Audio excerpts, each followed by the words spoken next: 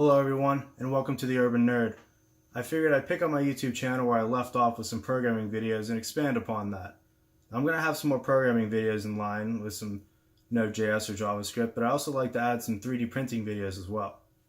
Now I got the Ender 3 for Christmas and I've been having a lot of fun with it. So I figured why not share a couple of my prints on YouTube and take any suggestions, find some things on Thingiverse that I can print off as well, and just have some fun with it. So a little bit of backstory on my Ender 3. I've had it for a couple months now, and I've been playing around with the settings in Cura and different modifications to the Ender 3 itself, which include the little knob for it.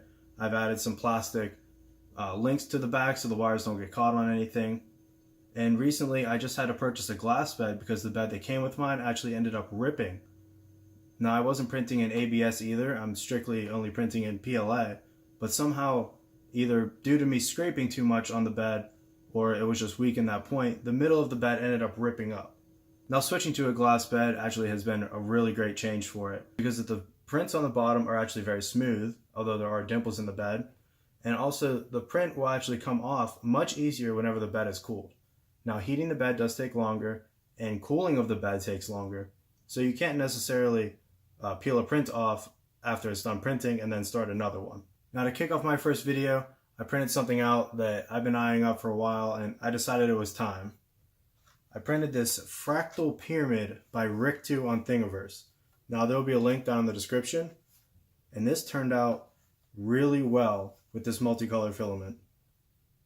Now the filament that I used to actually print this is a cheap filament I got on Amazon by Zru. I'm gonna get that wrong. But initially, whenever I used this filament, it was not that good, although I've used a lot of it, a lot of trial and error with it. And it's suggested to print at 195 to 215 Celsius. Now I was printing at 205, about right in the middle there, and the layers would just not laminate. It would not stick to the bed back whenever I had the Ender 3, the default bed that it came with. But this print, I actually printed out at 220 Celsius, using the Cura spiral mode. And initially printing this out, it was having a lot of problems with the very first layer. Now my bed wasn't necessarily cleaned off, so I had to stop the print and peel off each individual line on the very bottom and just wipe it down with a paper towel. I made sure that the bed was still heated to 60 Celsius so that the water would essentially evaporate off immediately, and that laid down a very good first layer. There were problems right up here a little bit, which caused it to angle up a little bit. But all in all, the print turned out very well, especially whenever I came back from work. I'll show you a little clip. It was very shocking of how much got done, but this print took about 32 hours. I'll have the exact time up on the screen. And whenever I came home, I was just shocked at how the colors had changed so gradually until the very top. Of course, then it uses less filament, so the color isn't changing as quickly. All in all, I think the Ender 3 printed this out extremely well. I'm still taken away by just the shift in colors on this model.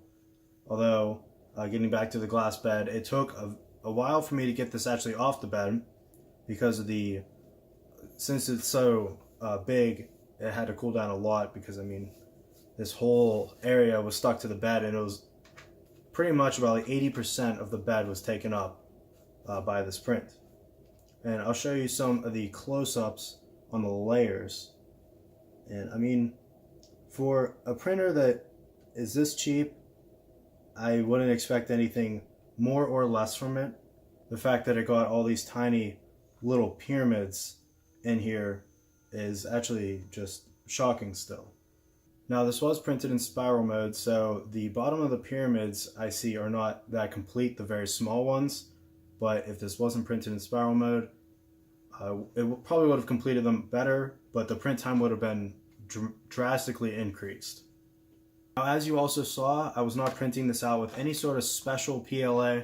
It was actually just something that I happened to find on Amazon that the colors changed throughout the spool, and I thought that that'd be really cool to get. This is actually one of my first spools that I've ever gotten, and I've had a couple other projects. I didn't really want to use this because I didn't know how to use it at first, since the temperature rating was a little bit off, but once you figure that out, it really makes a difference, of course. Well, thanks for joining me today. I really appreciate the time that you took to watch this video. Don't forget to comment something down below, whether you like the print or maybe just suggesting a print in general.